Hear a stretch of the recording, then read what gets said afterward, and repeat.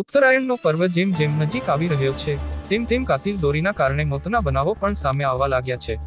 આવો જ વધુ એક બનાવ સુરતમાંથી સામે આવ્યો છે, જેમાં શહેરના નાના વરાછામાં એક્ટિવા પર જઈ રહેલી યુવતીનું પતંગની દોરીના કારણે ગળું કપાઈ જવાથી મોત નીપજ્યું છે। આ અંગે પ્રાપ્ત વિગતો અનુસાર શહેરના મોટા વરાછા વિસ્તારમાં આવેલી અમૃત રેસિડેન્સીમાં રહેતી એક યુવતી આજે સાંજે એક્ટિવા પર નાના વરાછાના બ્રિજ ઉપરથી પસાર થઈ રહી હતી।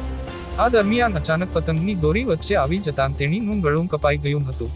પતંગની દોરી ગળે વીંટાઈ જવાથી દીક્ષિતા એક્ટિવા પરથી નીચે પટકાઈ હતી અને તેના ગળામાંથી લોહી નીકળવા લાગ્યું હતું, જેથી આસપાસના લોકો દોડી આવ્યા હતા અને તેને તાત્કાલિક સારવાર અર્થે હોસ્પિટલ ખસેડી હતી, જ્યાં ફરજ પરના તબીબોએ તેને મૃત જાહેર કરી હતી।